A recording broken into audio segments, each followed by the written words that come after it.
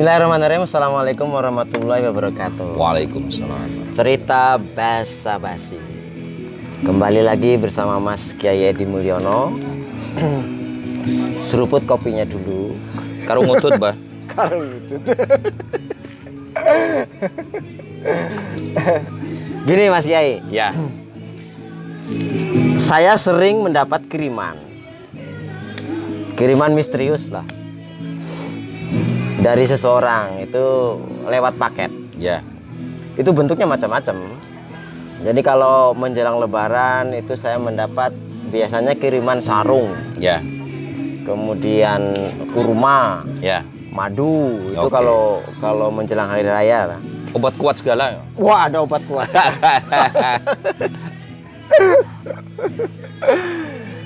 Nah, kiriman itu tidak ada nama pengirimnya siapa itu nggak jelas lah. Pokoknya diterangkan bahwa ini hamba Allah. Iya, iya, iya.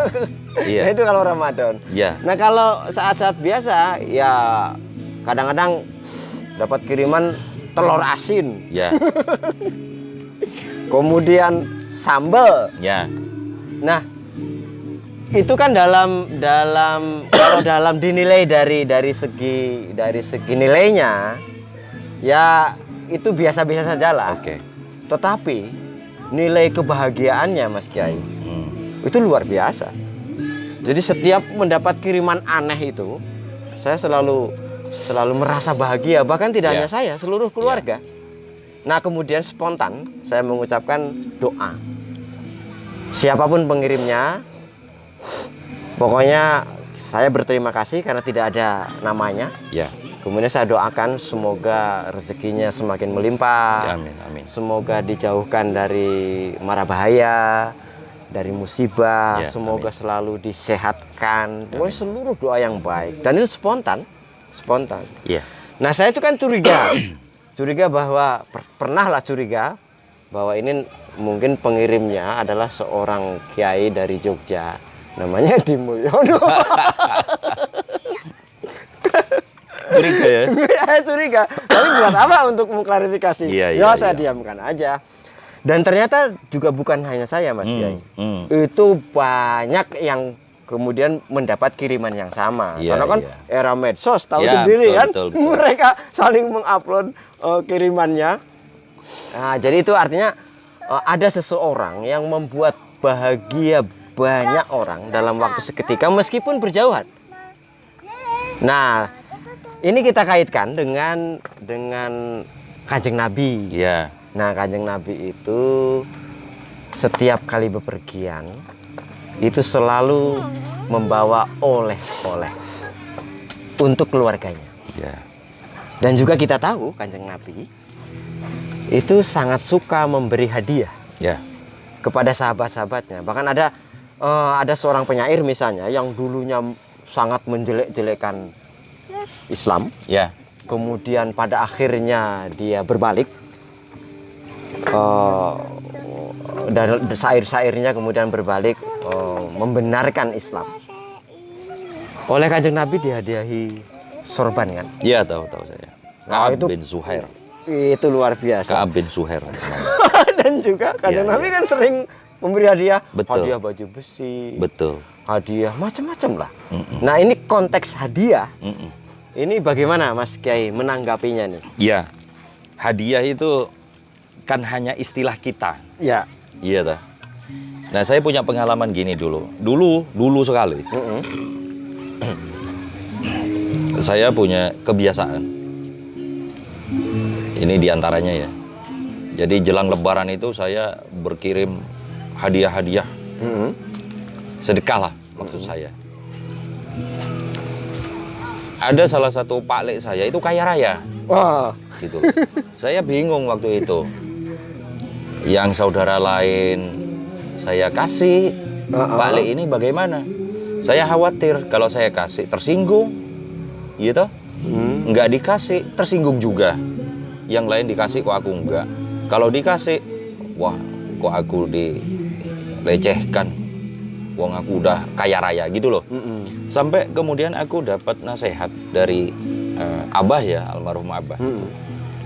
Ya kalau kepada orang yang kaya, katanya gitu, kamu bisa meniatkannya sebagai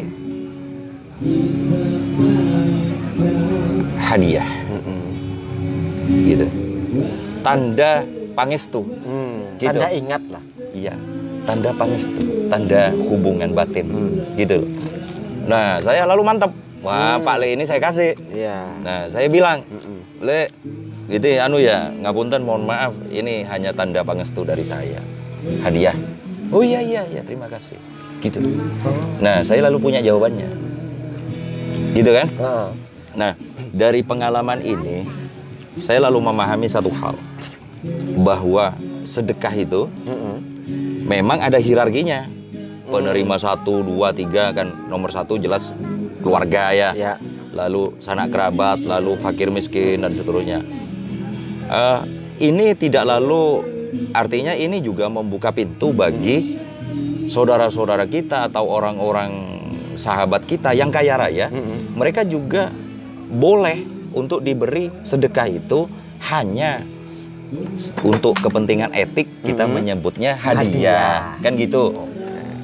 Tapi esensinya kalau dalam Islam saya memandang itu sebagai sedekah. Tetap sedekah. Sedekah, esensinya begitu. Gitu. Dan oleh-oleh juga. Betul, sedekah. betul. Nah, yang kedua, menggembirakan hati orang lain itu kemuliaan. Gitu. Bahkan pembandingnya itu gini. Ketika kita mengajarkan Islam kepada orang lain, katakanlah utuk-utuk ada orang bertanya Islam pada saya. Iya. Itu jangan dimeten-meteni. Perintahnya Kanjeng Nabi itu gini. Yassiru wala tu'assiru. Mudahkanlah, jangan disulitkan. Wa basyiru wala tunaffiru. Dan gembirakanlah. Jangan kok ditakut-takuti karena dia akan kabur. Gitu loh.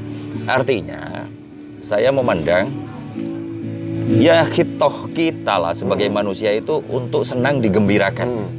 Karena itu memberi hadiah bagian dari cara menggembirakan orang lain. Ketika kita menggembirakan orang lain, gitu ya, semakin banyak orang yang digembirakan, maka otomatis kalau bahasa umumnya itu mestakung itu akan menyokong kita. Oke. Ya itu, otomatis hubungan emosionalnya membaik, hubungan sosialnya membaik, dan tentu saja kondisi kondusif ini akan berdampak kepada entah itu bisnisnya, entah itu jaringannya dan segala macamnya gitu loh. Gitu. Nah gini Mas Kiai, kalau misalnya hadiah itu disertai embel-embel. Kalau ini kan yang diceritakan awal tadi hadiah yang betul-betul pure, itu tidak ada embel-embel di belakangnya karena tidak ada nama pengirimnya, insya Allah. Nah tetapi kan banyak juga hadiah yang disertai embel-embel. Parcel misalnya, biasanya menjelang Lebaran itu untuk meloloskan proposal, kan sehingga kan KPK kemudian melarang pengiriman parcel. Masuk gratifikasi itu ya. Nah itu masuk gratifikasi. Nah itu bagaimana Pak Kiai Mas Kiai memandang soal ini? Iya, sedekah itu hanya berlaku, artinya tetap berlaku sebagai nilai sedekah jika dijalankan sesuai syariat, kan begitu. Nah, namanya adanya kepentingan gratifikasi seperti itu tentu saja kan tidak sesuai. Tapi bahwa dia tetap akan bernilai sebagai sebuah hadiah, ya itu gitu. Tetap bernilai. Ya, sebagai sebuah hadiah. Tapi kan ini sifatnya hanya ya profan, tidak ada nilai spiritualnya, kan begitu. Sama dengan gini, Bah. Apa bedanya antara orang beriman yang baik sama tetangganya dengan orang tidak beriman yang baik dengan tetangganya? Kan gitu. Secara profannya, secara lahiriahnya sama saja. Kan begitu. Tapi kan kita sebagai mukmin itu punya keyakinan spiritual. Punya keyakinan ukhrawi. Gitu ya. Bahwa pintu pertamanya itu jelas harus beriman dulu. Makanya orang disuruh syahadat dulu, kan begitu. Ya. Barulah segala amal baikmu kepada orang lain misal, itu akan bernilai di sisi Allah. Kalau ini tidak bangun dulu imannya ini, berarti kan tidak ada nilainya di sisi Allah. Walaupun secara sosial ya ada nilainya, secara manusiawi ada nilainya. Artinya nilai hadiah, kan begitu toh. Begitupun dengan soal itu tadi, ya ar-rosi wal murtasi finnar. Yang nyuap dan yang disuap ya di neraka semua. Artinya hal terlarang secara syariat, kan begitu. Ketika ada praktik seperti ini, maka tentu saja ini di sisi Allah lalu menjadi tidak benar, kan begitu toh. Nah berarti yang menerima ya sama namanya wah ya berat ya. ar-rosi, penyuap, wal murtasi, dan yang disuap finnar, di neraka semua. Sama aja. Gitu hukuman, syariatnya begitu bunyinya nih. Kan gitu.